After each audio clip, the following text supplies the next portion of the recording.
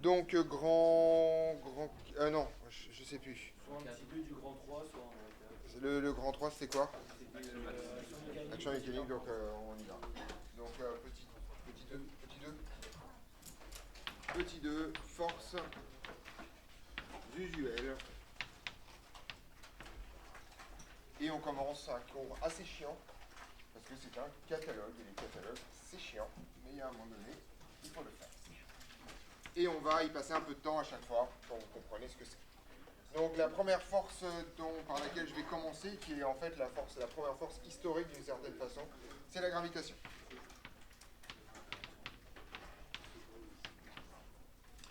Dans un cas simplifié, c'est-à-dire vraiment dans le cas le plus usuel. Donc en gros, en fait, la force de gravitation est la force qu'exerce un corps gros, d'accord, sur éventuellement des corps plus petits. Alors petite remarque, cette définition est assez fausse. L'interaction gravitationnelle marche avec n'importe quelle masse. Il n'y a aucune forme de problème.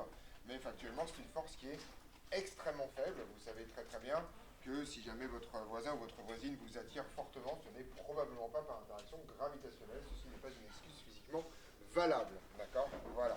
Donc on est d'accord, tout simplement parce que c'est une force ridiculement petite, mais que les planètes, de manière générale, ayant des masses considérablement grandes, bah, de fait, vous avez une balance entre les deux. Donc la force de gravitation traduit l'attraction. Oh, on se concentre. Entre deux masses, grand M et petit m. Alors, en général, en pratique, plus qu'en général, en pratique, on a que grand M est très grand devant petit m, tout simplement parce que grand M est en général une planète ou une étoile, et que petit m est un truc. Voilà. Donc petit m peut être une planète, mais par rapport à une étoile, ou sinon c'est un satellite qui est en train de se balader, ou un truc comme ça. Donc je vous rappelle les ordres de grandeur. La masse de la planète Terre, c'est 10 puissance 24 kg, quasiment 10 puissance 25. La masse de, Jupiter, c'est 10 puissance 27. Un assemblage sphérique sous gravitation devient une étoile à partir de 10 puissance 30 kg, à peu près entre 10 puissance 29 et 10 puissance 30 kg. D'accord. Donc c'est des masses qui sont monstrueuses. D'accord. À comparer avec un satellite qui en général fait quelques centaines de kilos. C'est très léger un satellite. Hein. Juste, vous ne vous rendez peut-être pas compte, mais c'est extrêmement léger. Parce que sinon, vous ne pouvez pas les monter. C'est pas compliqué. Je vous rappelle qu'un moyen mnémotechnique simple pour savoir combien on peut monter en espace, c'est que Ariane 5 s'appelle entre autres 5 parce qu'elle peut monter 5 tonnes. C'est le petit cône en haut de la fusée. Tout le reste, c'est de l'essence. Hein. D'accord. Voilà. Donc, c'est pas fou. Donc, on est parti. En pratique, on a ça. Donc, la force. Alors, toutes ces forces-là, vous devez connaître leurs expressions par cœur. D'accord. Donc, en gros,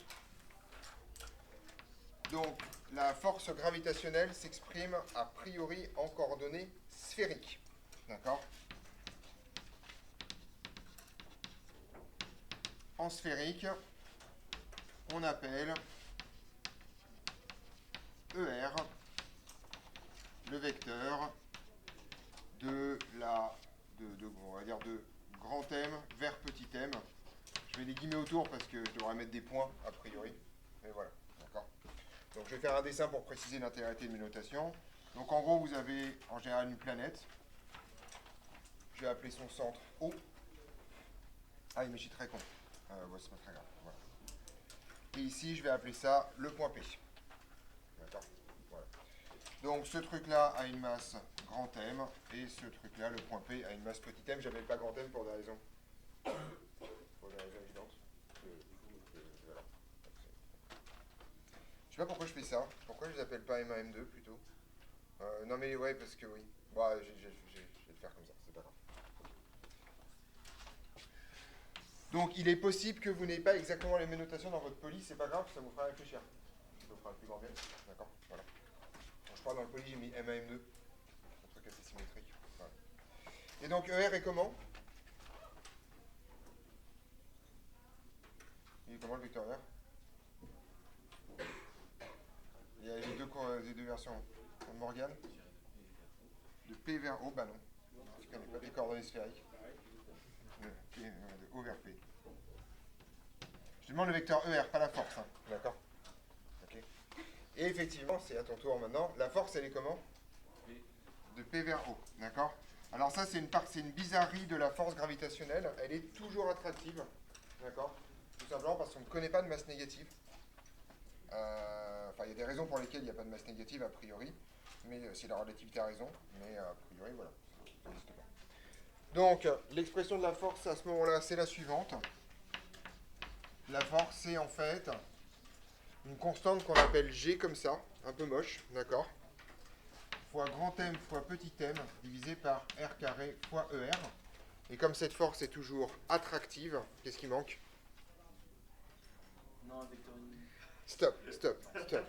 Stop. C'est un vecteur. Comment il peut y avoir de valeur absolue? Hein? Qu'est-ce qui serait négatif ou positif?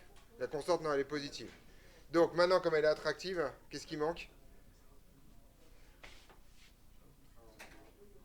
Un moins. D'accord. Alors, je te rappelle, la valeur absolue, c'est pour enlever les problèmes, même si ça rajoute des problèmes mathématiquement. D'accord. La valeur absolue enlève des détails, ça en rajoute jamais. D'accord. Voilà. Oui. C'est le même G que le grand G. C'est pas du tout le même. Alors, on va. Alors, petit g. Non, bah justement, G zouzou, là, c'est la constante universelle de gravitation. D'accord.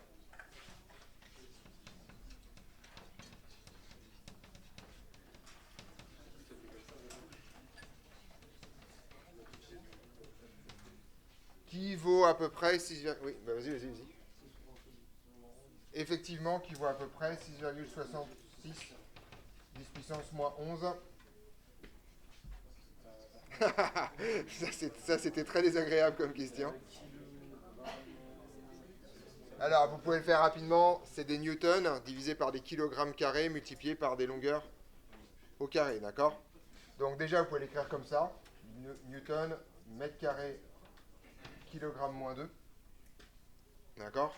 Alors, le truc, c'est qu'en fait, dans les newtons, vous avez des newtons, c'est des mètres par des kilogrammes. Des kilogrammes fois des mètres fois des secondes moins 2. D'accord? Donc ce truc-là, en fait, vous raconte que ça va faire des mètres cubes, kilogrammes moins 1 fois des secondes moins 2. Si vous avez envie de le faire proprement. D'accord? Vous n'avez pas, alors, je la refais, vous n'avez pas à connaître par cœur les constantes fondamentales. D'accord? Vous devez connaître, à mon avis, il faut connaître leurs ordres de grandeur. Vous devez savoir que G, là, c'est très petit. D'accord? Voilà, dans les unités standards. Oui. En terminale, on voit cette formule avec MEAB, donc ce truc-là avec UAB. Donc notre UAB, là, Votre UAB, c'est ER. Voilà, en sphérique. Alors, il existe plein de façons de réécrire la même chose et c'est probablement le truc sur lequel j'ai passé le plus de temps. Oui. Moins 2, à cause des kilogrammes carrés ici. Parce que les newtons, c'est des kilogrammes mètres seconde moins 2. C'est égal, d'accord, ces trucs. Alors, en général, ce qu'on fait, c'est pour ça d'ailleurs que j'ai utilisé, enfin disons que ça ne me gêne pas trop d'utiliser le point P, il s'avère en fait qu'on formalise la force de gravitation d'une autre façon. En fait, on écrit que la force de gravitation, en fait, vous constatez que dans cette situation-là, elle va être en fait dépendante, vous pouvez séparer les deux parties. Une partie qui va être la masse de l'objet, qui va subir la gravitation, petit m, et ensuite tout un bloc qui va en fait ne pas dépendre de l'objet en tant que tel, mais uniquement de sa position, et qui va dépendre de l'astre attracteur, en l'occurrence. Donc ça, c'est un découpage qu'on fait extrêmement régulièrement. On redéfinira ça un peu plus proprement quand on fera le champ électrique et le champ magnétique, mais c'est la même logique. C'est dire qu'en fait, il existe un truc qui préexiste à l'objet, qu'on appelle le champ gravitationnel, et la force subie par l'objet, c'est tout simplement la masse multipliée par le champ gravitationnel. C'est ça l'idée. Donc en fait, dans ce truc-là, on définit le champ gravitationnel en P. Et là, vous voyez que P, c'est le point coïncident avec M, d'accord? Puisque c'est un truc qui a la même position que M, mais qui ne bouge pas. Le champ gravitationnel en P par G. Donc c'est un grand G cette fois, mais avec un vecteur, et c'est pas le même typo. Et ça, c'est tout simplement, en fait, moins la masse de l'astrattracteur, la constante de gravitation universelle sur R carré fois ER. Et une fois qu'on a raconté ça, et en fait vous avez une formule que vous connaissez très bien, c'est que la force de gravitation, c'est égal tout simplement à M fois le champ gravitationnel. Cette relation étant a priori universelle. Donc en gros, la force que subit une masse M lorsqu'elle va arriver au point P, c'est sa masse multipliée par le champ gravitationnel qui préexiste au point P. Ouais. Ah, c'est exactement pareil pour tout, il y a marqué champ quelque part. Voilà. En fait, on appelle champ une fonction qui est à n'importe quel point de l'espace associé à un vecteur. Enfin, associe quelque chose. Si c'est un vecteur, c'est un champ vectoriel. Si c'est un nombre, c'est un champ scalaire. Pas très compliqué. Voilà. Oui. Non, vous n'avez à connaître aucune constante par cœur. Je fais quand même une ou deux exceptions. Je pense que si, après 2 années d'études en supérieur, la constante d'Avogadro vous parle absolument pas, c'est qu'il y a un problème de fond. Et si la vitesse de la lumière, 3 10 puissance 8, ça vous parle pas, c'est quand même que vous avez un petit problème. Enfin, je veux dire, c'est partie des trucs qu'on croise assez souvent. Mais ça vient théoriquement naturellement, de même que 9,81, tu le sais, parce que tu l'as probablement jamais appris par cœur, que G0 ça valait 9,81, c'est juste qu'à un moment donné, tu te bouffes tellement dans les exercices que... voilà. On est d'accord sur ces expressions-là? Voilà. Alors, il s'avère qu'en fait, et je vais le faire maintenant, il y a plein de versions possibles, en particulier de G. Donc je vais me concentrer sur G, sachant, parce que je ne vais pas réécrire les mêmes formules pour F, hein, sachant que si j'ai plein de formules pour G, j'ai littéralement les mêmes pour F. D'accord? Ne vous gourrez pas. On est parti. Alors, on peut écrire, on peut reformuler G de plusieurs façons. Donc là, c'est vraiment un catalogue dans le catalogue.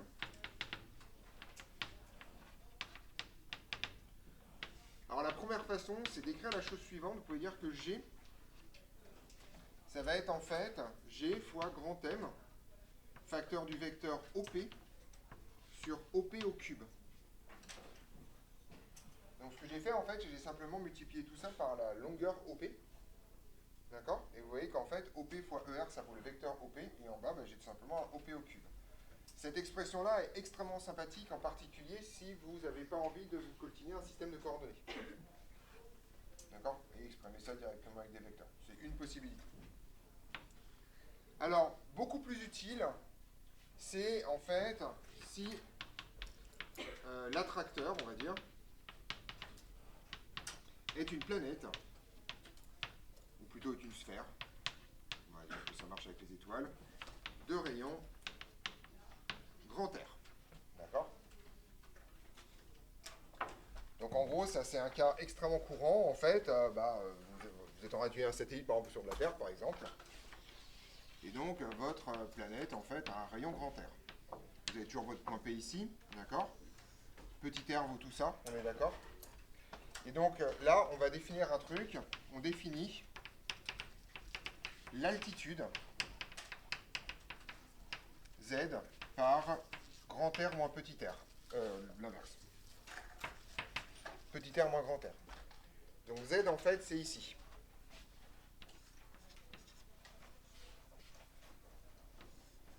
Alors, ce n'est pas la vraie définition géographique de l'altitude, d'accord? Sauf que, en fait, les petits détails sur l'altitude, genre est-ce qu'on prend le niveau moyen de la mer, le niveau moyen des continents, le niveau moyen de machin, on s'en fout littéralement parce qu'on parle de variation à quelques kilomètres près devant un truc qui fait 6400 km de rayon, en particulier pour la planète Terre, par exemple. D'accord? Donc, en gros, on n'est pas à ça près. Voilà. Donc, l'altitude, c'est ça. Donc, ça, c'est juste une définition et on va donc réexprimer le champ gravitationnel sous plusieurs formes. La première forme, c'est la suivante. G, dans ce cas-là, ça vaut tout simplement moins G, grand M, et bien tout simplement sur grand R plus Z au carré, facteur de ER. D'accord? Petite remarque.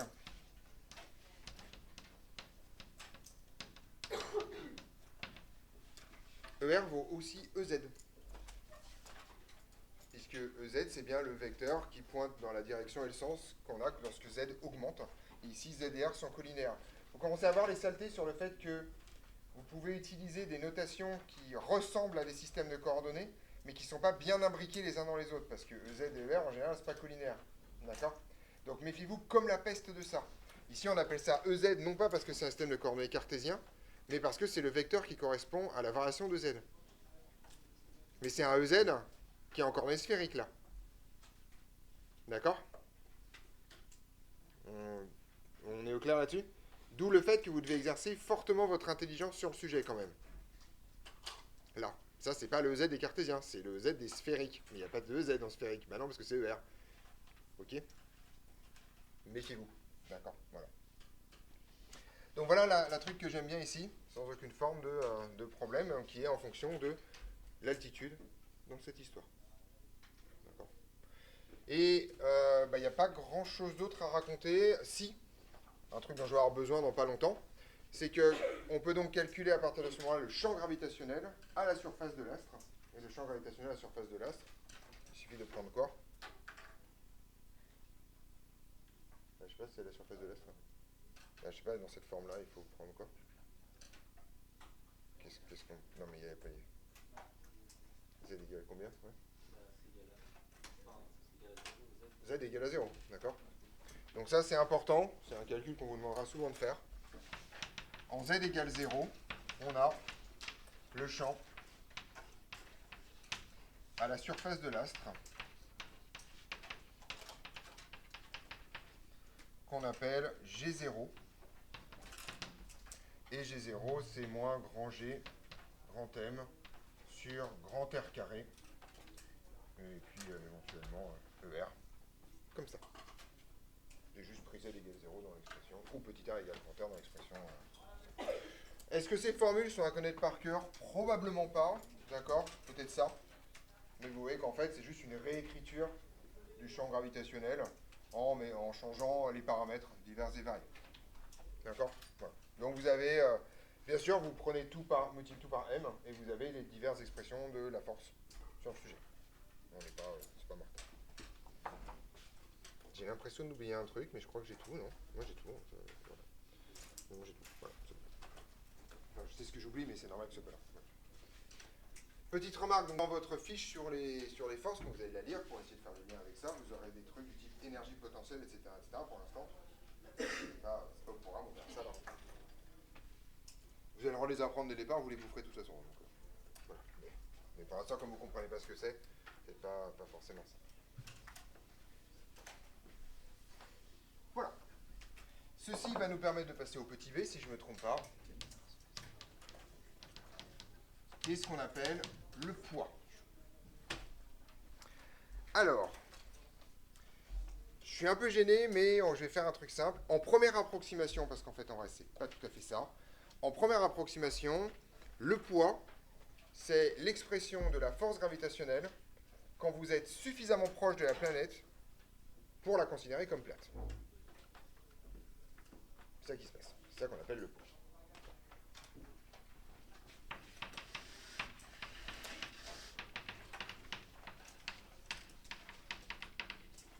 En première approximation, le poids est la force de gravitation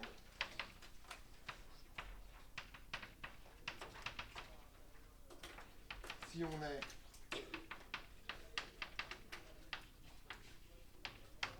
suffisamment proche de la surface planétaire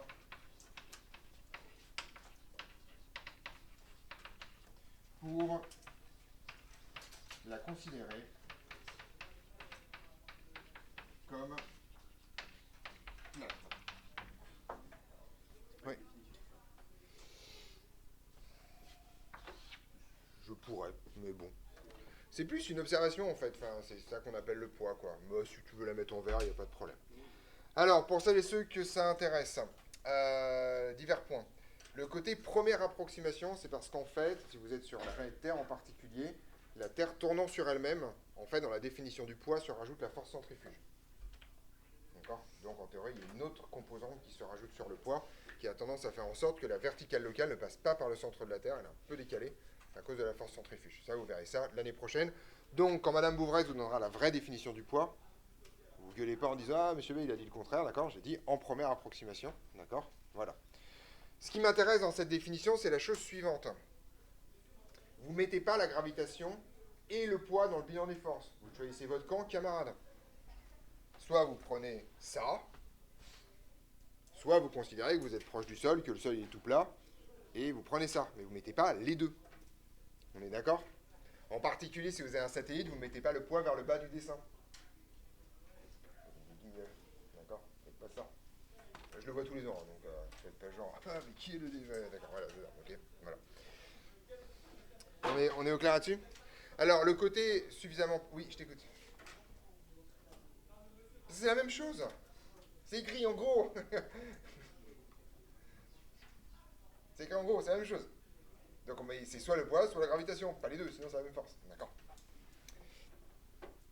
Alors, l'idée est la chose suivante. La Terre fait à peu près 6400 km de rayon, d'accord? Donc, grosso modo, et ça c'est un truc assez important à comprendre, si vous restez dans un problème qui, grosso modo, est à moins de quelques kilomètres du sol, et si votre problème en extension horizontale se place sur un truc qui est inférieur à une cinquantaine de kilomètres, à peu de choses près, la Terre est plate. D'accord? Il n'y a aucune différence. En fait, dans les modèles, il n'existe aucune différence, il n'y a pas de conséquences différentes si vous restez sur une extension spatiale faible. D'accord? Vous le savez, je veux dire, ça c'est une conversation qu'on peut avoir des milliers de fois. Vous allez chez le roi Merlin, quand vous achetez du carrelage, vous ne prenez pas du carrelage avec rotondité de la Terre inclus, quoi. Vous prenez des tuiles qui sont plates. Tout le monde s'en fout, en fait. D'accord? Voilà, vous êtes d'accord? Vos tables, elles ne sont pas arrondies parce que la Terre est ronde. Ok? Donc, il s'avère que ça, c'est tout simplement parce que comme le rayon de la Terre est extrêmement grand, et que si vous prenez un cercle, bah, plus vous vous rapprochez, plus il va ressembler à ça.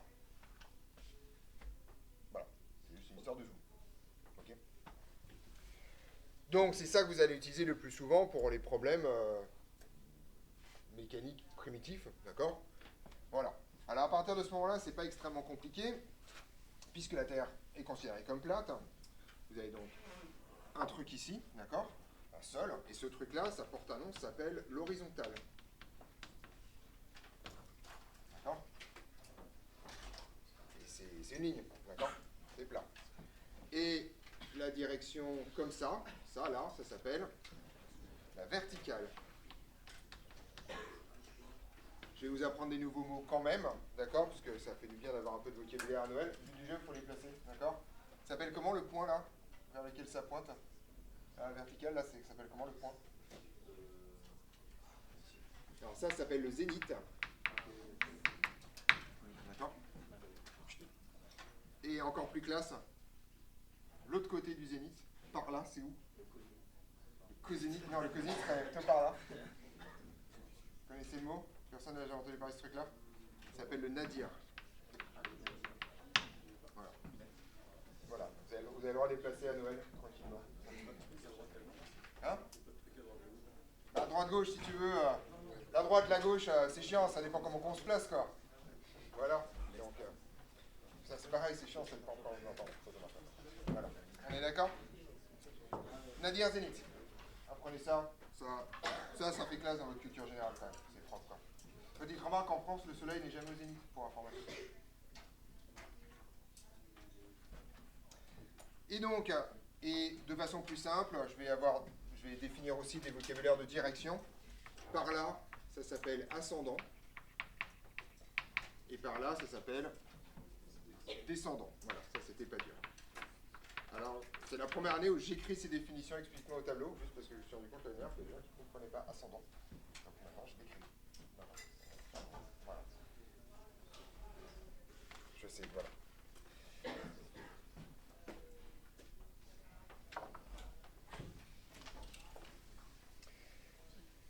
Et donc en fait, ce qu'on va faire, c'est que G, vous voyez que ici, en fait, mon vecteur G, là,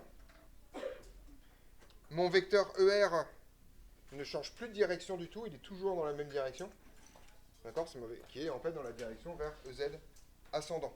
Puisque la Terre est considérée comme plate, ce vecteur-là, tout d'un coup, devient un vecteur constant. La norme, comme on est à la surface planétaire, est également une norme constante. Et donc en fait, il s'avère que l'expression du champ gravitationnel se simplifie considérablement ici. Et c'est la chose suivante. On a alors un champ gravitationnel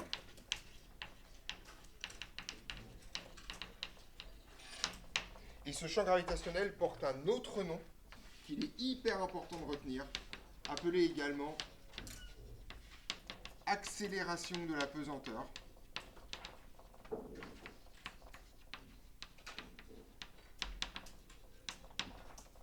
D'accord? Parce que c'est un champ, parce que c'est une accélération. D'accord?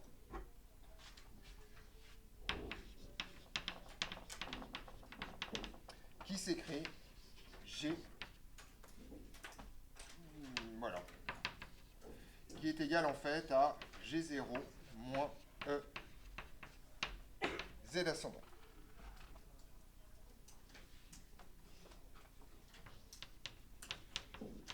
Sur Terre, G0 est à peu près égal à 9,80. Et c'est quoi les unités de G0?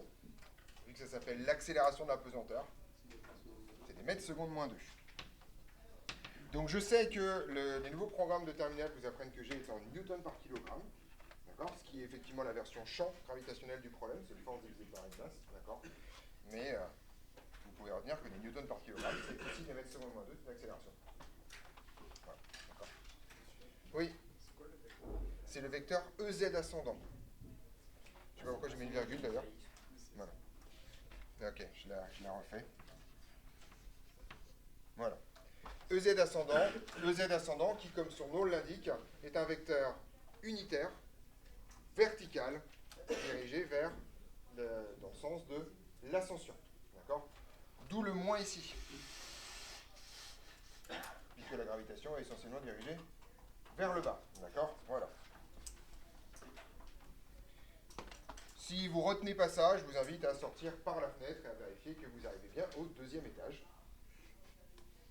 On voit le résultat expérimental quelques secondes plus tard. D'accord? Voilà. On est d'accord là-dessus? Ouais. Donc, à partir de ce moment-là, en fait, j'ai pas encore fini ce que je voulais, mais j'ai presque fini. Le poids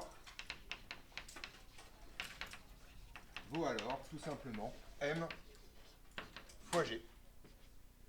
Parce que c'est bien la masse fois le champ gravitationnel. C'est-à-dire moins M G0 EZ ascendant. Et je vous interdis de noter le poids P. Il y a trop de P en mécanique, d'accord? Donc celui-là, on va s'en débarrasser. Le poids, c'est mg. Voilà. D'accord. On ne rajoute pas de notation supplémentaire sur le sujet. D'accord?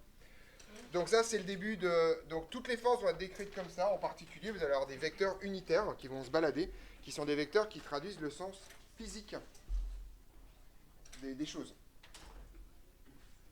Petite remarque, en fait, c'est des propriétés, mais EZ ascendant est défini comme ça. D'accord? Vous avez peut-être jamais vu un fil à plomb dans votre vie, mais si vous voulez connaître la verticale, vous prenez un fil et vous regardez quand est-ce qu'il ne bouge plus, c'est-à-dire quand est-ce qu'il est aligné avec le poids. C'est la définition stricte de la verticale, quand même. D'accord? Ouais. Unitaire. Si je garde vraiment des notions standards, unitaire, parce que E, vers le haut. Voilà. On est au clair là-dessus? Donc, petite remarque, cette force est uniforme.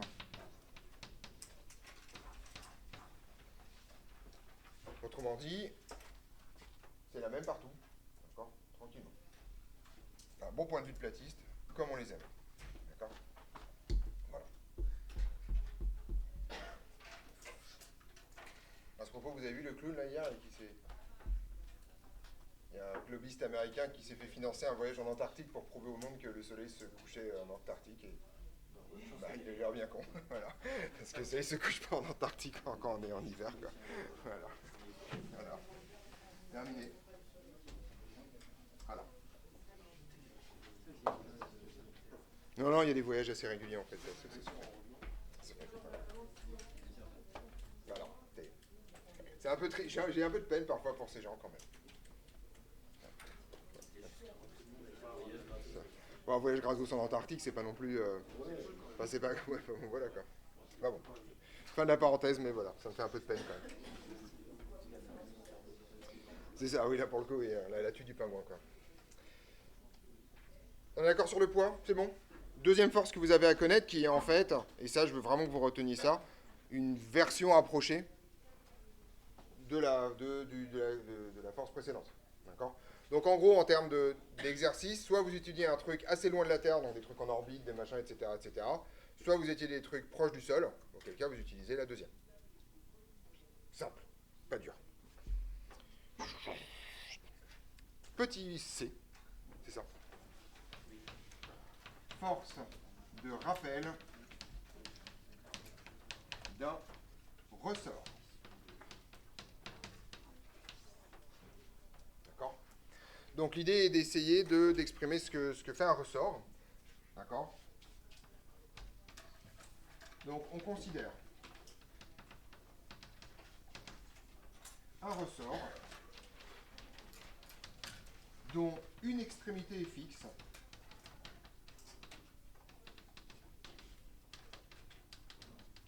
Quoique, est-ce que je dis ça? En fait, non. Non, non. Un ressort, voilà, tout court, en fait, voilà. D'accord? Et j'attache mon point M là-dessus, d'accord? Donc mon ressort peut être accroché ici éventuellement, mais vous pouvez faire des trucs assez rigolos, des trucs qui bougent dans tous les sens. Enfin, on peut faire des choses assez bizarres. On va voir ces trucs. D'accord là-dessus? Voilà. Donc, M, ici, est mon système. Ça, c'est mon ressort. Ok?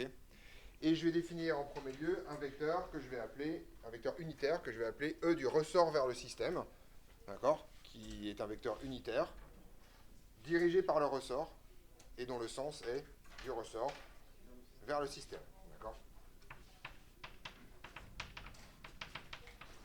E du ressort vers le système, je vais l'appeler E grand R S, tiens, c'est bien, ça fera moins de choses, d'accord? Allant du ressort, là je vais l'appeler R vers M, vers M. Non, vers le système. Ok. Donc ce vecteur unitaire, il est comme ça. Voilà. Je vais changer de notation, tiens, je vais l'appeler ERM, voir si vous le retenez mieux. C'est un peu plus court que ressort vers un système, ça. C'est bon. Alors, un ressort, c'est bon, ressort, vous savez toutes et tout ce que ça fait à peu près. En gros, si vous appuyez dessus, il a tendance à vouloir se ramener à sa longueur à vide. Et au contraire, si vous l'étirez, il a tendance à vouloir se ramener à sa longueur à vide aussi, mais dans l'autre sens. Donc en gros, en fait, un ressort, ça a toujours une force de rappel, c'est-à-dire qu'un ressort a toujours envie de retrouver sa longueur à vide, c'est-à-dire la longueur qu'il a quand vous le posez sur une table et que vous ne touchez pas. Donc le principe est le suivant, et il s'avère qu'il y a un truc assez particulier dans un ressort, c'est qu'on a du bol. La force, elle est proportionnelle à ce qu'on appelle l'étirement. C'est-à-dire la différence entre la longueur de votre ressort et la longueur à vide. Oui. Qu'est-ce qui se passe exactement dans les particules du ressort pour que ça fasse ça? Bah en fait, pas grand-chose, c'est surtout la forme particulière du ressort qui fait ça.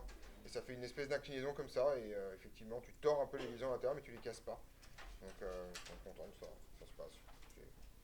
C'est pas si simple par ailleurs comme question, mais ça marche. Ouais. C'est-à-dire derrière, il y a tout ce qui est élasticité. Alors en fait, ça c'est ce qu'on appelle le régime élastique du matériau, en gros. Donc un ressort, c'est quelque chose qui va simuler un régime élastique. Donc pour ceux qui ne savent pas de quoi on parle, un régime élastique, c'est un régime où vous pouvez faire une déformation qui est réversible. Vous tirez, puis quand vous lâchez, ça revient à son état initial. Vous savez également qu'un ressort, si vous le tirez trop, vous sortez du domaine élastique et il se déforme de façon définitive avant que vous le cassiez. D'accord? Voilà. Donc, ça, c'est pas du tout des choses, des perspectives qu'on va aborder cette année, mais ça fait partie du vocabulaire. Donc un ressort effectivement élastique, si vous le retenez comme ça, ça marche. Alors on est parti, on a la chose suivante, donc on va l'écrire directement. Donc la force de rappel d'un ressort, alors déjà elle est collinaire au ressort, donc ça veut dire que le vecteur unitaire qui va bien, c'est E de R vers grand M. Ensuite, cette force, elle est proportionnelle à L moins L0. Alors là, je vais mettre plein de vocabulaire en même temps. L0 porte un nom, ça s'appelle la longueur à vide. Ou la longueur au repos. Il y a deux vocabulaires différents, c'est la longueur de votre ressort quand il est posé sur une table. Bon. En gros, c'est la longueur que votre ressort a envie d'avoir. C'est-à-dire que dès que vous allez commencer à le compresser ou à l'étirer, il va avoir qu'une seule idée, lui, c'est de revenir à la longueur L0. Alors, petite remarque en termes de vocabulaire, ce truc-là, La différence entre L et L0 s'appelle l'étirement, d'accord? L'élongation, ou comme vous voulez, enfin il y a plein de mots là-dessus, d'accord?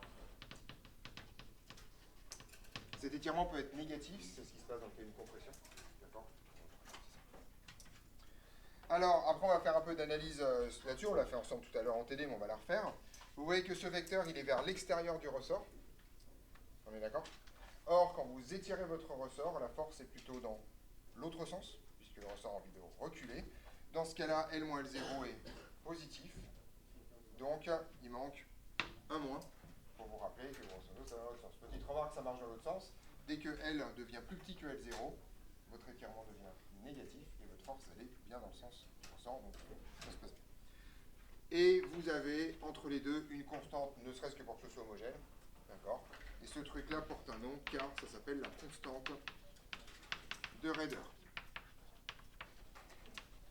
Et K est, comme écrit dans l'énoncé, en newton, mètre moins 1. Puisque sur l'équipe par exemple, là vous avez des newtons. D'accord. Voilà. Constante de Raeder.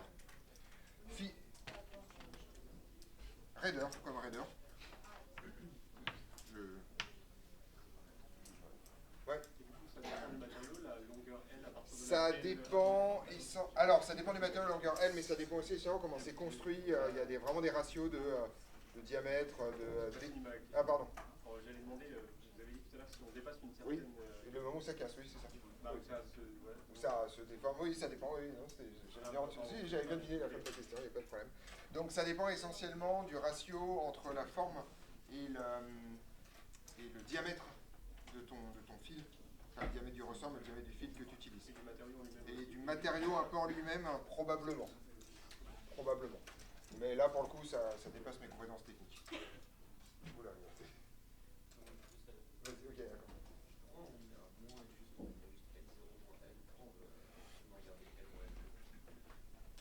Tu peux l'apprendre dans l'autre sens si avec ça pour faire plus simple.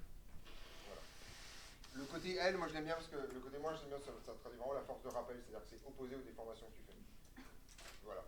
C'est ça le truc. Mais je suis tout à fait d'accord que formellement, on pourrait mettre L0 moins L et qu'un autre. Ouais. Un élastique, c'est une force de ressort ou c'est... Un élastique, c'est. Sauf qu'il n'y a pas de compression. Un ressort te permet de faire les deux, alors qu'un élastique te fait qu'une force dans l'autre sens. Voilà. C'est ça. Voilà. On est d'accord là-dessus, c'est bon sur le ressort? Pas grand-chose d'autre à savoir. Vous l'apprenez correctement, et puis c'est bon, c'est terminé. Il n'y a rien d'autre à rajouter. Voilà. Vous avez des questions de votre cours pour comprendre les choses, en particulier de représenter la force quand c'est en extension, en compression, en repos, pour appliquer ce truc-là, histoire de comprendre un peu tout ce qui se passe.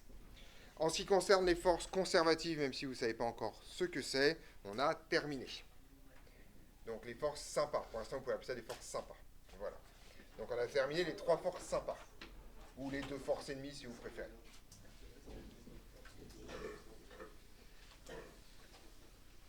Petit d. Force de frottement. Ça, c'est les forces pas sympas, mais pas trop pas sympas. Voilà, parce qu'on a une expression formelle. Alors, petite remarque. Les expressions des forces de frottement ou des modèles de frottement, vous n'avez pas à les connaître. Donc, je vous les présente juste, d'accord? Mais a priori, les énoncés doivent vous dire quel est le modèle de frottement qu'on utilise, soit des frottements fluides, soit des frottements visqueux. D'accord? Alors, force de frottement, petite remarque, dans un fluide.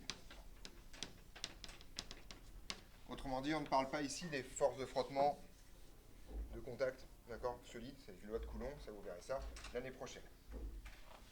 Là, on parle juste du fait que vous vous déplacez dans l'eau, dans l'air, dans l'huile, enfin, vous ne vous déplacez pas dans l'huile, c'est pas terrible, mais enfin, voilà, les objets peuvent se déplacer dans l'huile en tout cas. Et donc, que vous allez subir, si vous vous déplacez dans ce système-là, une force. T'avais pas levé la main? Quoi? Bah, l'air est un fluide, c'est quoi la définition d'un fluide pour toi? Non, un fluide, c'est l'ensemble gaz et liquide. C'est la définition. À la louche, c'est la définition d'un fluide. Un fluide, c'est un truc qui est. Voilà. Gaz et liquide. Ouais. Oui. M. Burnouf nous a parlé des forces de contact, ça on ne fait plus du tout? Non, on ne fait plus les forces de contact. Si, on va les faire. On va les faire. On va les faire? Mais pas avec les frottements.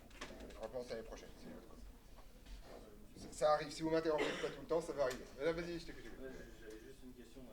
Imaginons deux engrenages huilés, les forces de frottement dans un fluide ou... Non, le fait qu'il soit huilé, c'est de diminuer Ah, ok. les forces de contact. Ok. Là, pour le coup, c'est assez cool. Ok. Là, c'est vraiment vous baignez dans le liquide et vous avancez. D'accord? Alors, la seule chose qui est importante, c'est ça. Dans le référentiel du fluide. Autrement dit, il faut que la vitesse que vous utilisez dans vos expressions soit la vitesse de déplacement par rapport au fluide. D'accord? Donc, toute personne qui a fait du vélo une fois dans sa vie le sait, d'accord? Bien sûr, vous ne vous déplacez pas par rapport à vous-même, c'est pas pour ça que vous ne subissez pas les frottements de l'air. D'accord? Ce qui compte, c'est la vitesse de déplacement entre vous et le fluide. D'accord? Voilà. Si vous avez du vent contre vous, etc., voilà, ça fait partie des problèmes. Dans le référentiel du fluide, les forces de frottement s'écrivent en général. Donc, la force de frottement, en fait, ça va être égal. Alors déjà, ces forces sont toujours opposées au vecteur vitesse. Donc, vous avez le vecteur vitesse ici et un moins devant. D'accord? Vous avez ensuite un coefficient A qui se balade. Et il s'avère que l'expérience montre que en fait, les forces sont en général proportionnelles à une puissance plus ou moins sympathique de la vitesse. Donc en gros, en général, on les écrit comme ça. F égale moins A, V puissance alpha moins 1 fois V. Oui? Non, pas du tout. C'est vrai que je devrais arrêter d'utiliser des coefficients à la con comme ça. Je vais l'appeler grand A. Voilà, je vais l'appeler grand A. Avec grand A appartenant à R+, d'accord? Pour impérativement que ceci soit positif. Donc ce que ça vous raconte, c'est que dès que vous avez une vitesse de déplacement par rapport au fluide, vous avez une force qui est opposée à cette vitesse et plus ou moins compliquée. Oui.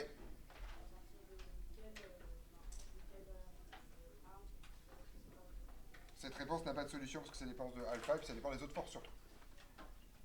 Donc j'ai aucune idée de la réponse à cette question. Ça dépend littéralement. Par exemple, si vous êtes en voiture, si vous ne dépassez pas les 10-20 km/h, les forces de frottement, c'est pas ça qui va vous tuer. C'est majoritairement les frottements moteurs. Dès que vous dépassez les 80 km/h, c'est les frottements d'air qui vont vous tuer. En gros, à quoi sert ton essence majoritairement? Si vous faites un PFD standard sur l'autoroute, si vous roulez au cruise control à 130 km/h, vous dépensez théoriquement, s'il n'y a pas de frottement, vous dépensez 0 essence.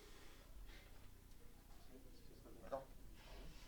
Vous êtes à vitesse constante, l'énergie ne bouge pas, vous allez tout droit, pas de problème. Ce qui va vous consommer de l'essence, c'est grosso modo les frottements, ce qu'on appelle le frein moteur, c'est-à-dire les frottements de votre moteur en tant que tel, d'accord? Et les frottements de l'air. Le frottement moteur est toujours proportionnel à la vitesse, à peu de choses près, les frottements de l'air par rapport à V carré. Donc c'est quelque chose qui devient de pire en pire au fur et à mesure que la vitesse augmente, le ratio entre les deux. Sur une vitesse autoroutière, c'est la moitié. À peu près. Moitié frottement de l'air, moitié frein moteur. Ouais. Il y a quelque chose après le alpha? Il y a un moins 1. Il y a un moins 1 pour une raison très simple, c'est que ça me permet de dire que la force de frottement est proportionnelle à V puissance alpha en module. D'accord? Voilà. Donc, on en utilise en général 2.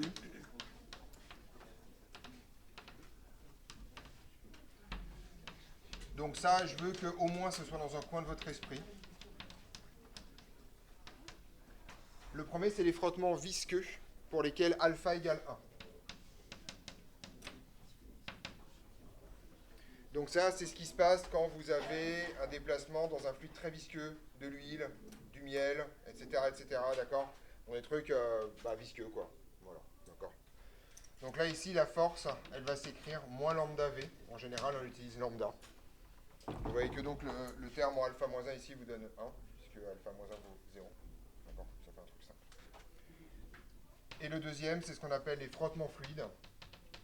Ça, c'est ce qui se passe en général dans l'air ou dans l'eau si vous allez trop vite. Et ça, c'est alpha est égal à 2. Donc dans ce cas-là, V s'écrit sous cette forme-là, moins mu VV. C'est lié à la vitesse d'écoulement du... C'est lié en fait au fait que tu as des turbulences derrière. Et un modèle correct, même si c'est pas foufou, c'est de prendre alpha égale 2. En général, c'est plutôt un alpha entre 1 et 2. Donc ce truc n'est pas forcément Alpha, aucune raison d'être entier. Ok. Voilà. Vous n'avez pas à les connaître par cœur, elles ne sont pas orange, d'accord? L'énoncé est censé vous dire, si vous faites des frottements, dire, ok, on va prendre tel modèle de frottement, d'accord? Après, je me méfie de M. Burneuf, donc au moins ils sont là. au moins ils sont là, d'accord? Voilà.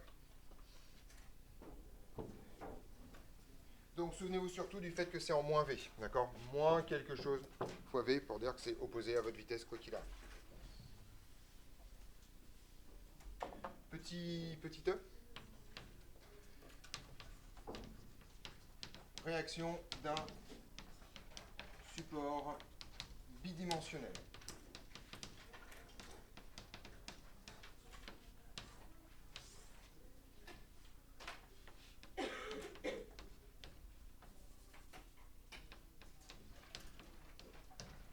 Pour vous, ça va être en général un truc éplan, d'accord, dans ces histoires-là. Alors un support bidimensionnel, c'est pas extrêmement compliqué, c'est un truc comme ça, d'accord? Une nappe, une surface sphérique, un plan, une route, n'importe quoi sur lequel vous pouvez poser quelque chose, d'accord? Donc on suppose, et ça c'est les hypothèses importantes, on suppose ce plan, enfin ce support plus exactement. Première hypothèse, on suppose qu'il est immobile, d'accord? C'est-à-dire qu'il ne bouge pas. D'où le fait qu'en général, ce genre de support, c'est la définition même de votre référentiel. D'accord? Donc là, typiquement, tout le monde comprend ce que je dis quand je dis support bidimensionnel? Enfin, genre, votre table, quoi. Ouais. Trinon uni, oui. Tu ne peux pas poser quelque chose en 3 dimensions dans notre univers, sauf preuve du contraire. Par contre, tu peux enfiler quelque chose. Typiquement, si tu as des rails ou des choses comme ça, voilà, ça marche très bien. On suppose donc ce support, première étape, immobile. Et la deuxième chose, c'est qu'il est impénétrable. D'accord? Autrement dit que vous ne pouvez pas passer à travers. Et deux, qu'il est non collant. Autrement dit qu'il ne peut pas... il ne peut pas attirer les trucs vers lui. Donc il n'y a pas de velcro, il n'y a pas de colle, il n'y a pas de machin. C'est-à-dire qu'en gros, si vous retournez le machin, ça se casse la gueule. D'accord? Voilà. Donc ce support est impénétrable et non collant. D'accord?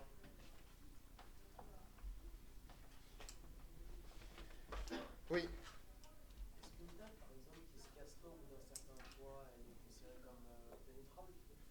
Non, elle est considérée comme cassée. Techniquement. Voilà. Hein.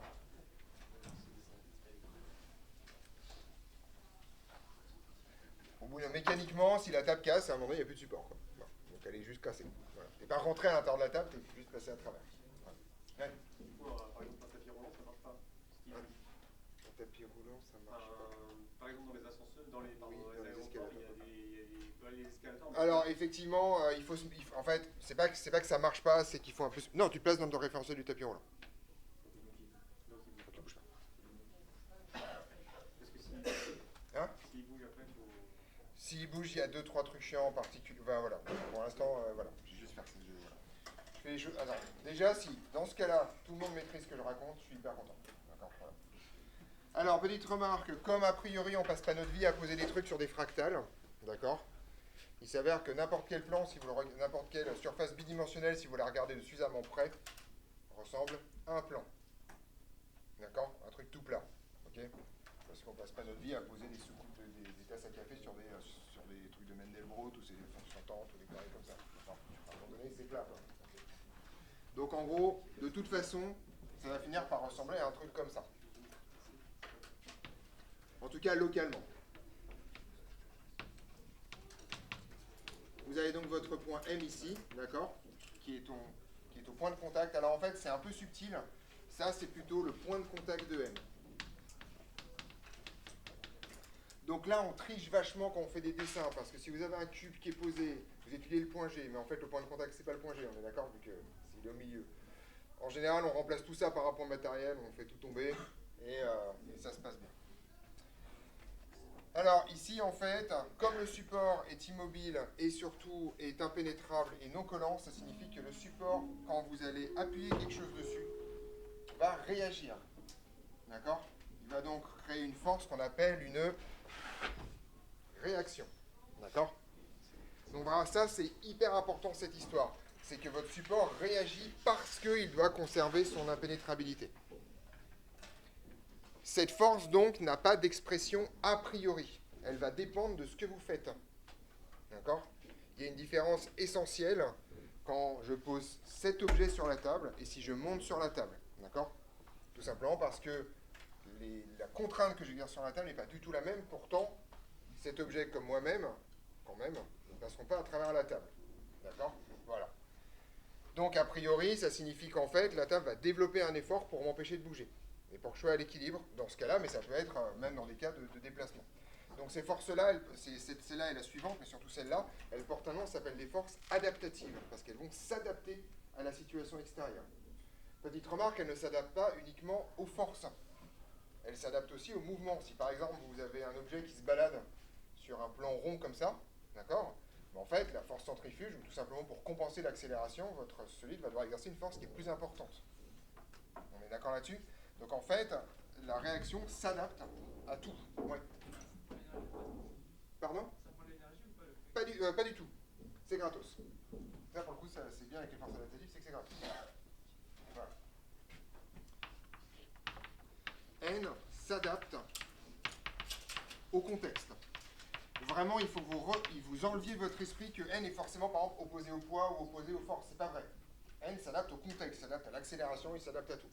D'accord? Voilà. Donc ça, c'est la première chose. La deuxième chose, c'est que N est orthogonale à la surface, toujours. Et comme votre surface n'est pas collante, N est forcément vers l'extérieur tant qu'il y a contact. D'accord? N est orthogonale à la surface.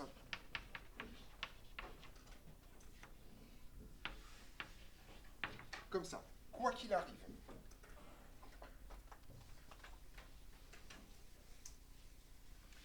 Même si vous exercez des forces qui ne sont pas perpendiculaires à la surface.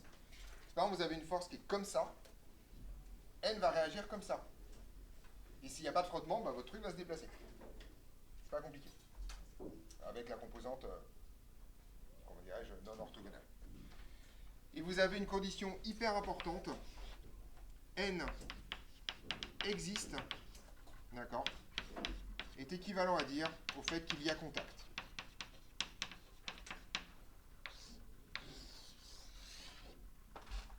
J'ai oublié d'écrire ici que N est vers l'extérieur. Et vers l'extérieur de la surface. Donc quand je dis N existe, c'est N vérifie ces trois caractéristiques-là. Donc ça, c'est ce genre de théorème, vous allez les utiliser tout le temps quand vous allez en fait calculer des situations de décollement. Vous dites, ok, on suppose qu'il y a contact, et vous regardez le moment où N s'annule, par exemple, où N serait négatif si jamais, ou irait dans l'autre sens, si jamais on continue à penser qu'elle est définie. D'accord? Et là, vous avez un truc assez important sur ce qu'on appelle les conditions de contact, cette histoire. D'accord?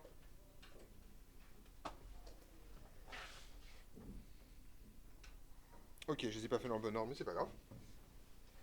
Pas grand chose d'autre à raconter pour l'instant, puisque la question que Yann a posée à l'instant est en suspens jusqu'à la rentrée pour comprendre pourquoi ce truc-là, ça ne travaille pas. Ça consomme pas de puissance. Ouais.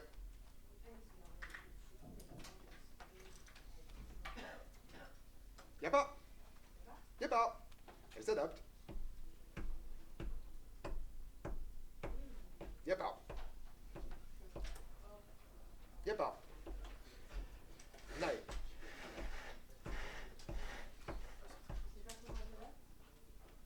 Non. Oui. Ça, c'est ton ennemi numéro 1, ça. En gros, ça, ce qu'on appelle force adaptative, c'est votre ennemi numéro 1. On l'a discuté tout à l'heure quand on parlait de quelle projection on choisit. Ça, c'est un truc qui est arrivé dans les équations de la mécanique, dont vous ne pouvez connaître l'expression qu'une fois que vous avez terminé le problème. Donc, tant que vous n'avez pas terminé le problème, vous ne pouvez rien faire. Donc, il faut trouver une façon de s'en débarrasser. Voilà.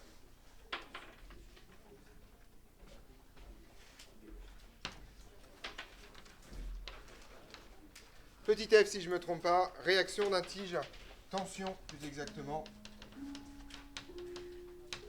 d'un fil ou d'une tige.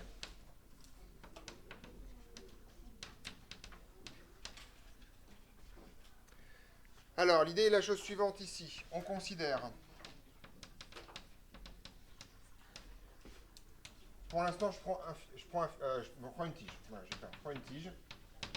Alors, cette tige va avoir plusieurs choses, plusieurs hypothèses. La première, c'est qu'elle est rectiligne.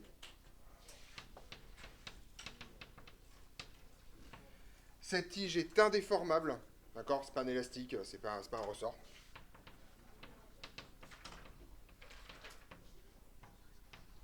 Fixe en une extrémité. Sinon, c'est vraiment l'horreur. D'accord? Donc, vous avez un point qui est accroché quelque part dans cette histoire-là. Et de masse nulle. Ou de masse négligeable devant. Enfin, ok, là, je vais pas me faire chier, j'en ai marre. Voilà, de masse nulle. D'accord. Donc, en gros, ce truc-là sert juste à contraindre votre mouvement.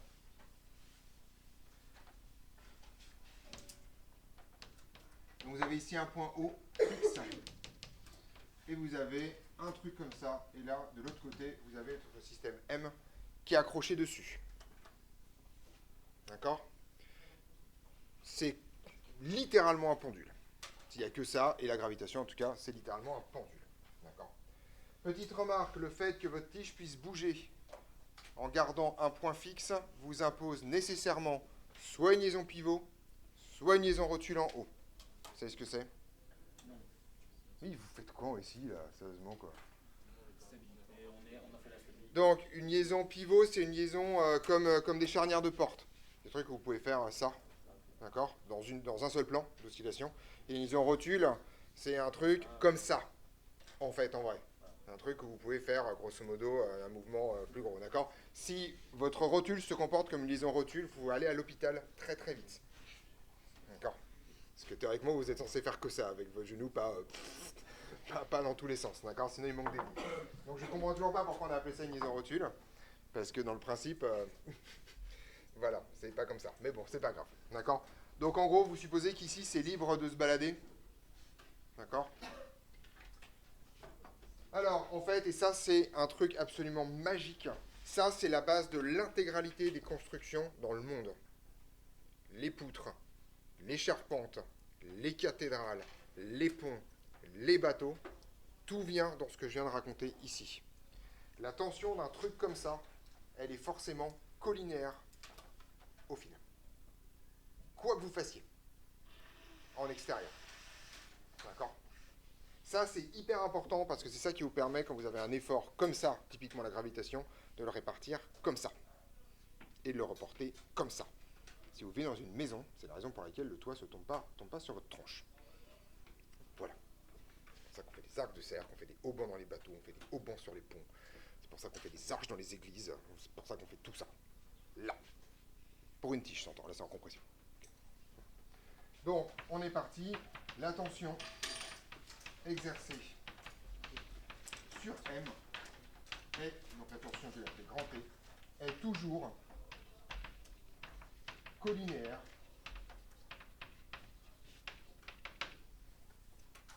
à la tige ou au fil. D'accord?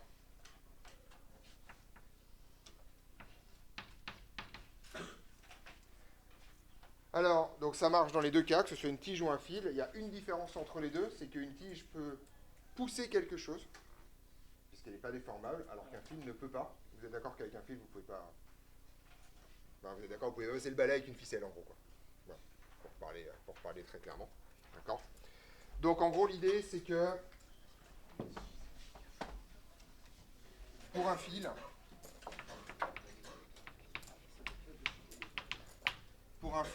T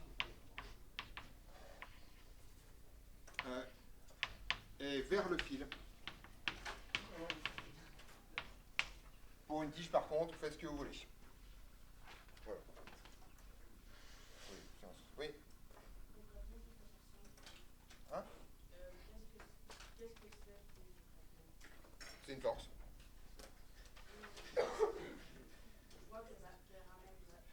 gros, tu prends une balançoire. C'est la raison pour laquelle la balançoire se casse pas la gueule par terre. Il faut bien une force qui la tire vers le haut pour que la gravitation la tire pas vers le bas. Ça, c'est la force exercée par les fils d'une balançoire. Elle est toujours vers le haut, vers le fil. D'accord? Et vous savez très bien instinctivement que si vous avez une balançoire avec des ficelles, vous ne pouvez pas faire un tour complet, ou alors il faut aller très très vite. Mais si jamais vous vous arrêtez en haut, vous allez vous casser, enfin l'ensemble du système va se casser la gueule, d'accord? Alors que si vous avez une balançoire avec des tiges, vous pouvez le faire. D'accord? Parce que c'est raide et donc ça va pas plier. Ça existe, hein? Ça existe des balançoires avec des tiges, hein. C'est pas ce qu'il y a de plus sexy, mais ça existe. Voilà. C'est chiant pour parce que tu peux la pomper en fait. Tu peux pas utiliser l'élasticité du fil pour injecter de l'énergie dans le truc, mais voilà. Ouais. Du coup, là, dans notre cas de la balançoire, si on arrive en haut et qu'on retombe, là, on peut plus utiliser le système puisque le fil se plie. Bah en fait, c'est...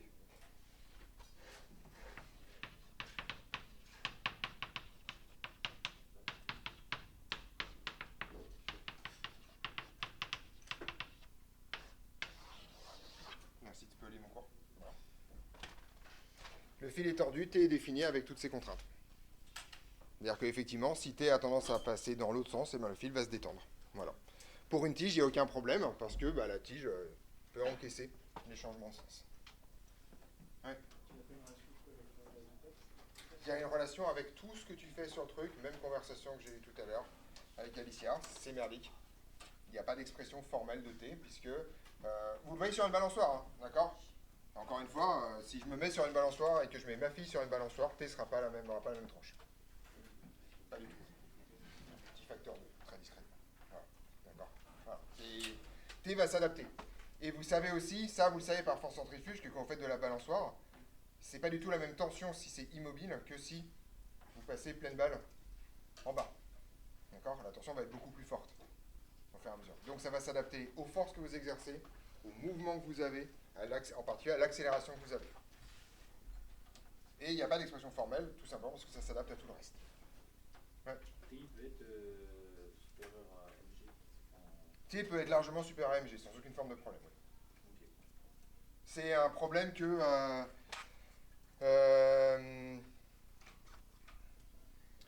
c'est un problème que les... Alors, c'est pas exactement ça, mais ça revient un peu à ça. C'est que, en gros,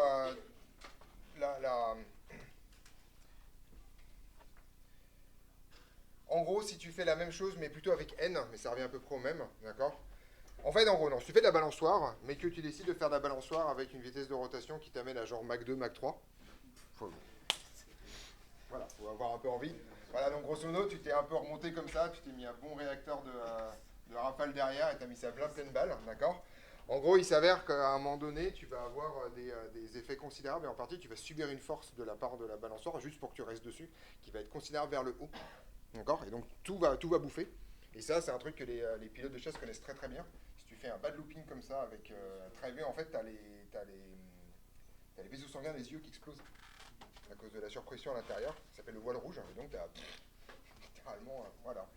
Et si tu le fais dans l'autre sens, au contraire, tu n'as pas assez de force pour que le sang monte au cerveau. Donc en principe, tu tombes dans les pommes. Et ce qui est à Mach 4 fait partie des trucs pas ouf, quoi. Pas ouf.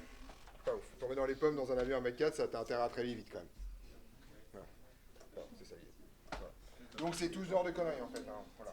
Après, ça dépend comment on se place. Si tu te places dans le référentiel du truc, c'est la force centrifuge qui fait le boulot, mais dans le principe, c'est exactement la même chose. On est d'accord là-dessus? La dernière qui m'intéresse, parce que je ne les ai pas fait dans le bon ordre, mais c'est pas grave, c'est en fait, et celle-là, elle est compliquée, c'est la petit g, c'est la réaction d'un support unidimensionnel. Alors là, pour le coup, je vais vous demander 10 secondes parce que je vais aller chercher un truc pour que vous compreniez.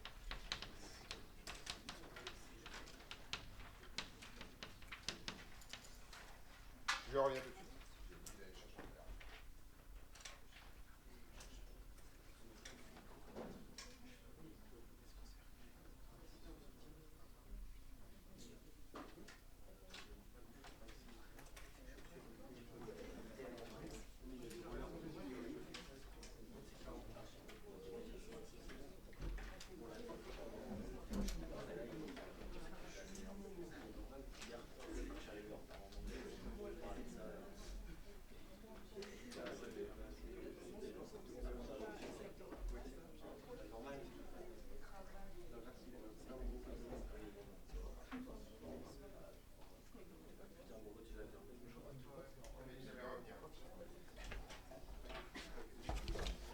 Bien. Ceci est une boîte, ne vous inquiétez pas. Donc, ce dont je vais vous parler, c'est ça, en gros. Vous avez un rail, d'accord? Et vous avez un truc qui coulisse dessus, ok? Le truc coulisse dessus, je vais mettre comme ça, d'accord? Et surtout, alors ça, c'est un truc assez intéressant, et c'est un truc important. Vous voyez que, tout à l'heure, sur le support unidimensionnel, j'ai dit qu'il était impénétrable, ça signifie que, grosso modo, j'essaie de faire ça, je ne vais pas y arriver. Et donc, mon support va me faire une force qui va être dans l'autre sens. Les forces exercées par les supports sont toujours portées par la direction de ce que vous ne pouvez pas faire. Sur un plan, vous pouvez vous déplacer partout, parallèlement au plan, de façon libre. Et ça vous montre que votre plan n'exerce aucune force dans ces directions-là. Faites ce que vous voulez. Par contre, vous n'avez pas le droit d'aller par là. Donc, votre plan exerce une force opposée dans le même sens. Si vous avez un support unidimensionnel, comme ça, vous voyez que je peux tirer le truc par là. Ça ne marche pas. Je peux le pousser vers le haut. Ça ne marche pas. D'accord? Et donc, ça signifie en fait que mon support doit exercer des forces à chaque fois. Donc là, vous voyez, mon support, il n'exerce rien a priori comme force. Une force qui compense le poids, éventuellement. Mais si je commence à tirer par là, là je tire, enfin vous en rendez peut-être pas compte, mais je tire avec toutes mes forces, d'accord? Le truc blanc ne se déplace pas parce que le support exerce une force dans l'autre sens, qui s'adapte à la force que j'exerce. Si je pousse par là, c'est pareil. Par contre, si je fais ça, ça se déplace. Ça m'explique, alors bien sûr il y a des frottements, donc il y a un autre problème, mais ça m'explique que mon support en tant que tel ne m'empêche pas de faire ça.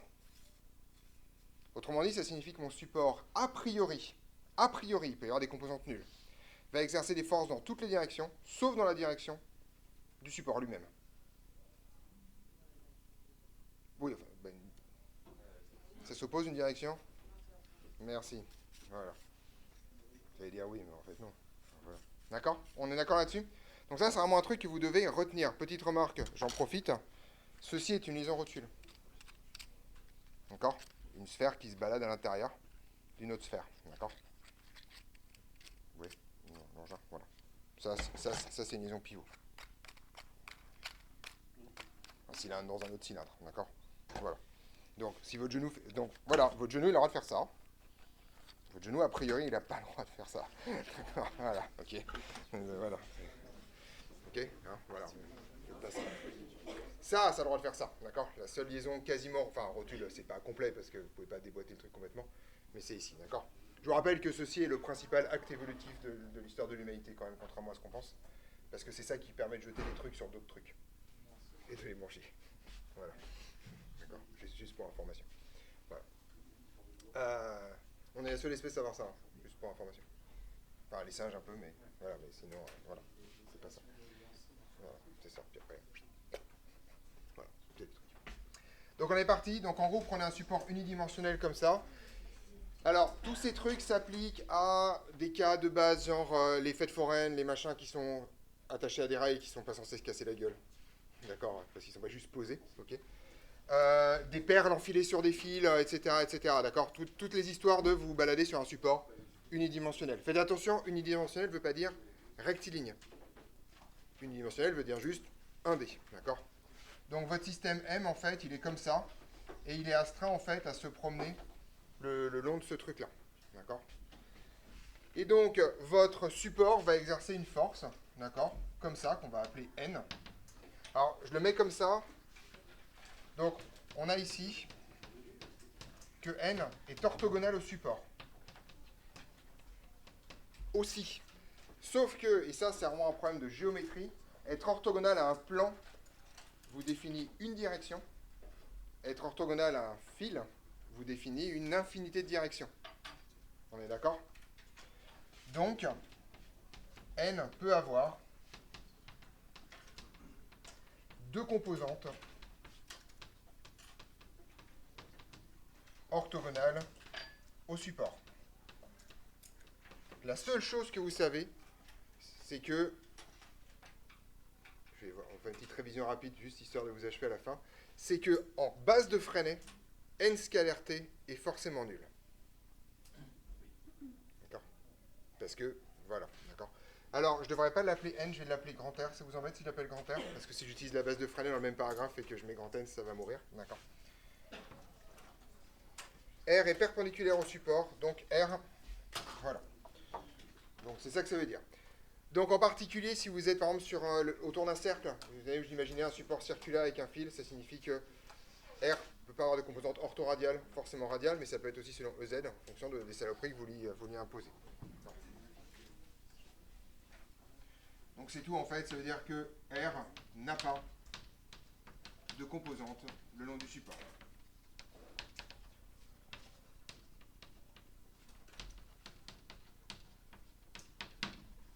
Voilà. Je t'écoute. R perpendiculaire au support. On a ici. Voilà, on a ici. Donc souvenez-vous que c'est toujours perpendiculaire au support, mais que la topologie du support fait que ça n'a pas les mêmes conséquences sur les directions des choses.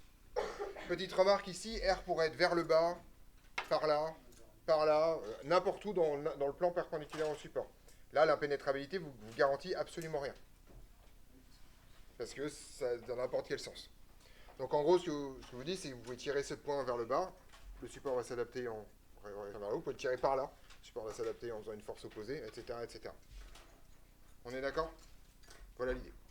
Voilà donc si je sais bien compter, 7 forces dont vous avez besoin pour faire l'intégralité de la planche d'exercice jusqu'à la partie théorèmes énergétiques. Enfin non, en fait, toutes les autres forces, on va ensuite voir leur développement au niveau énergétique, mais il n'y en a pas de nouvelles au premier semestre. Voilà, c'est 7 sur 21. Vous remarquez en plus dans ces histoires-là qu'il n'y en a que 2 et demi, ça dépend comment on compte, pour lesquels vous avez une expression formelle à apprendre. La gravitation, le poids, en plus je pense que le poids, mg je pense que vous le connaissez déjà, et le ressort. Ça par contre il faut les connaître par cœur. Je ne veux pas arriver à la rentrée avec quelqu'un qui fait le ressort, ouais je crois qu'il y a L, enfin voilà, j'en ai marre, d'accord, enfin voilà, vous l'apprenez. Ouais. Alors, en toute rigueur, non. Voilà. En toute rigueur, non. L'expression des forces de frottement n'est pas au programme. Voilà. Moi, j'estime que si vous voulez pour vous-même faire des raisonnements rapides sur comment ça se passe, pourquoi il y a des frottements, ça consomme combien, ça fait combien de puissance, pas les avoir dans le crâne, je trouve que ça manque un peu de contenu. Voilà. Mais en toute rigueur, en DS en particulier, voilà, je suis obligé de vous dire, on considère une force de frottement qui a telle expression. Autrement dit, je choisis tel modèle pour mes forces de frottement. C'est tout. Voilà. Dans la planche d'exo, il est possible que j'oublie, mais je préciserai visqueux ou fluide en référence à ce que j'ai fait dans le cours, c'est-à-dire que c'est soit alpha égale 1, soit alpha égale 2. Voilà, c'est sans problème. Donc dans la planche d'exo, si jamais vous avez un doute, le mot sera précisé en toute rigueur. Voilà. J'arrête l'enregistrement, je réponds à vos questions.